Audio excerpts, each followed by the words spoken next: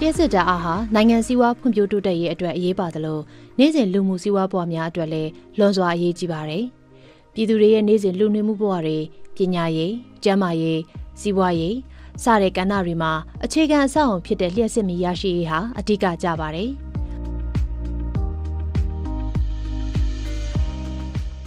လျှက်စစ်မီးရရှိမှစက်ရုံတွေရနှုန်းပြည့်လဲပတ်နိုင်ပြီးကုန်ထုတ်စွမ်းအားတိုးတက်မှာဖြစ်တယ်လို့ပြည်သူတွေရဲ့လူမှုစည်းဝါးဘဝဒေသရဲ့ဖွံ့ဖြိုးတိုးတက်ရေးအတွက်ပါဆောင်ရွက်နိုင်မှာဖြစ်ပါတယ်။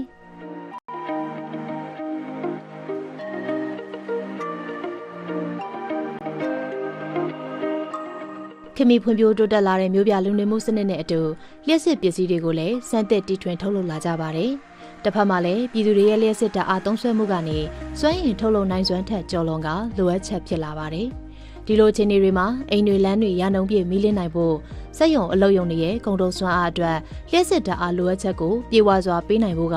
စိန်ခေါ်မှုအသွင်ဖြစ်လာပါတယ်။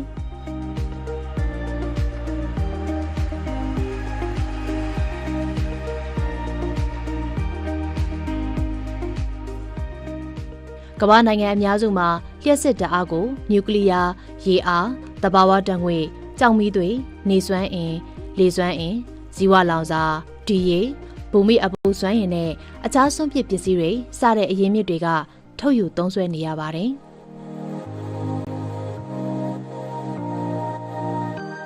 ရေအားလျှက်စစ်ဟာတစ်ခါသုံးမဟုတ်ပဲ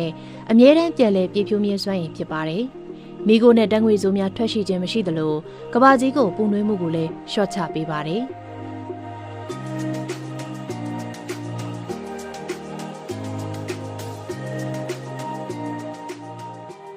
ရေအားလျှက်စစ်စက်ရုံတွေဟာတခြားစွမ်းရည်သုံးစက်ရုံတွေထက်သက်တမ်းပိုမိုရှည်ကြာအောင်အသုံးပြုနိုင်ပါတယ်။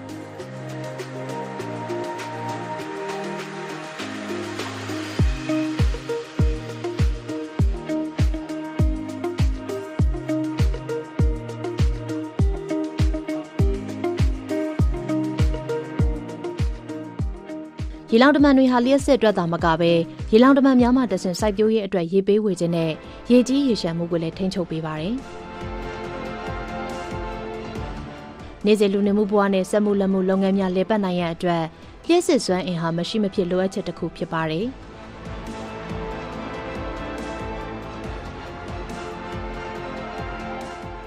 ကမ္ဘာပေါ်မှာလျှက်စစ်ထုတ်လုပ်ရန်နည်းလမ်းများစွာရှိပေမဲ့ရေအားလျှက်စစ်ကတော့သဘာဝပတ်ဝန်းကျင်ကိုထိခိုက်မှုနည်းပါးပြီးရေရှည်တည်တံ့ခိုင်မြဲအောင်ပြန်လည်ပြည့်ဖြိုးမြဲစွမ်းရည်အဖြစ်ထင်ရှားပါတယ်။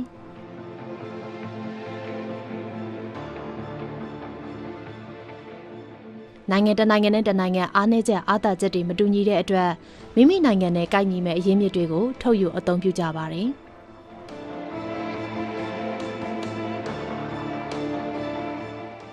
ဒါကြောင့်မြစ်ချောင်းတွေတောင်ကုန်းဒေသတွေနဲ့မိုးရေချိန်များပြားမှုတို့ကလည်းရေအားလျှက်စစ်စီမံကိန်းအတွက်သဘာဝကဖန်တီးပေးထားတဲ့အားသာချက်တွေပဲဖြစ်ပါတယ်။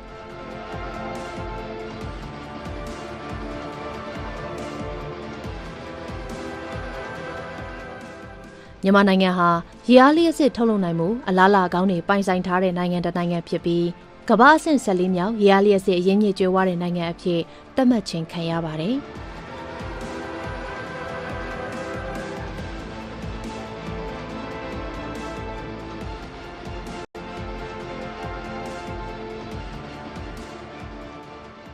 ဒီလိုအားသာချက်တွေကိုအကျိုးရှိထိရောက်စွာအသုံးပြုနိုင်ဖို့မြန်မာနိုင်ငံအနေနဲ့ရေအားလျှက်စစ်စွမ်းအင်ကိုထိရောက်စွာအသုံးချနိုင်မယ်ဆိုရင်နိုင်ငံရဲ့လက်ရှိရင်ဆိုင်နေရတဲ့လျှက်စစ်ဓာတ်အားလိုအပ်ချက်ကိုဖြည့်ဆည်းနိုင်အောင်သာမကပဲစွမ်းအင်ကဏ္ဍကနေနိုင်ငံခြားဝင်ငွေရရှိမှာလည်းဖြစ်ပါတယ်။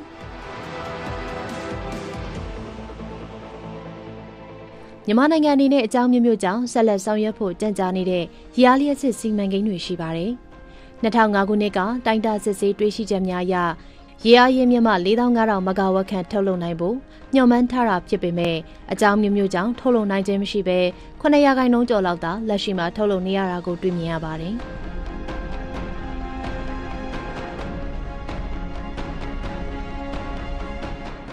ချင်းတွင်းမြစ်ပေါ်မှာတည်ဆောက်မဲ့ရွှေစည်းရေအားလျှက်စစ်စီမံကိန်းထမတိရေအားလျှက်စစ်စီမံကိန်း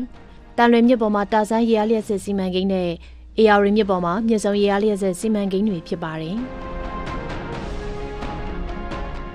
မြန်မာနိုင်ငံမှာအဓိကရေအားလျှပ်စစ်ထုတ်လုပ်နိုင်တဲ့အေယာဝတီ၊ချင်းတွင်၊တန်လွင်နဲ့စစ်တောင်းမြစ်တို့တည်ရှိနေပါတယ်။ရေအားလျှပ်စစ်ဟာပြန်လည်ပြည့်ဖြိုးမြဲစွမ်းအင်အရင်းမြစ်တစ်ခုဖြစ်ပြီးကာဗွန်ထုတ်လွှတ်မှုနည်းပါးတာကြောင့်တဘာဝပတ်ဝန်းကျင်နဲ့လိုက်ရောညီထွေရှိတဲ့စွမ်းအင်ထုတ်လုပ်နိုင်ရေးနည်းလမ်းတစ်ခုဖြစ်ပါတယ်။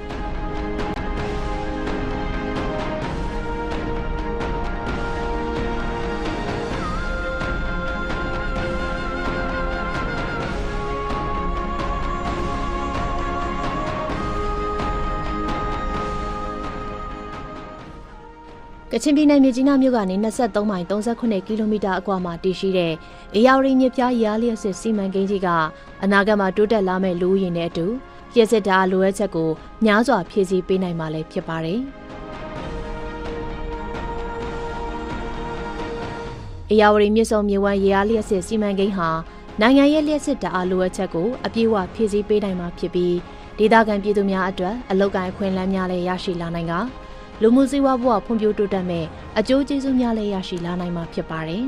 ။မြစ်ဆုံစီမံကိန်းမှာထုတ်လုပ်ရရှိမဲ့လျှပ်စစ်ဓာတ်အားကိုပြည်တွင်းသုံးစွဲမှုဖူလုံစေရန်အတွက်သာဖြစ်ပါတယ်။ဒီလိုစီမံကိန်းတွေသာအကောင့်ထဲပေါ်လာမယ်ဆိုရင်မြန်မာနိုင်ငံရဲ့ပြည်သူတွေအတွက်2030ပြည့်နှစ်မှာတနိုင်ငံလုံးရာနှုန်းပြည့်မီးလင်းစေဖို့ညှော်မှန်းနိုင်မှာဖြစ်ပါတယ်။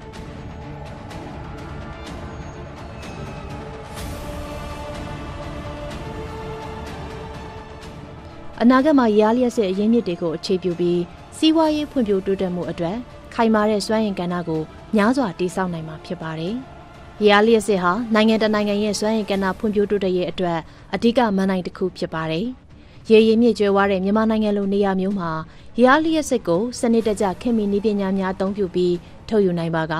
အနာဂတ်မှာစိမ့်လန်းစုပြေပြီးဖွံ့ဖြိုးတိုးတက်တဲ့လူမှုပတ်ဝန်းကျင်ကိုလည်းတည်ဆောက်နိုင်မှာဖြစ်ပါတယ်ရှင်။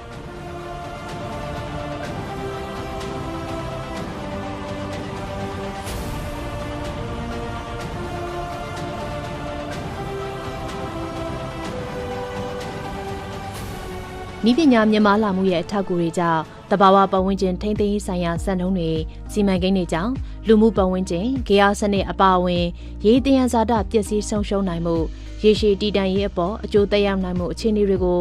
စဉ်းစားတွက်ချက်ထားတဲ့အတွက်မြန်မာနိုင်ငံရဲ့အသက်သွေးကြောအေယာဝတီဆက်လက်တည်တံ့နိုင်ဖို့နဲ့အကြောင်းမျိုးမျိုးကြောင့်ရပ်တန့်ထားတဲ့ရေအားလျှပ်စစ်စီမံကိန်းတွေက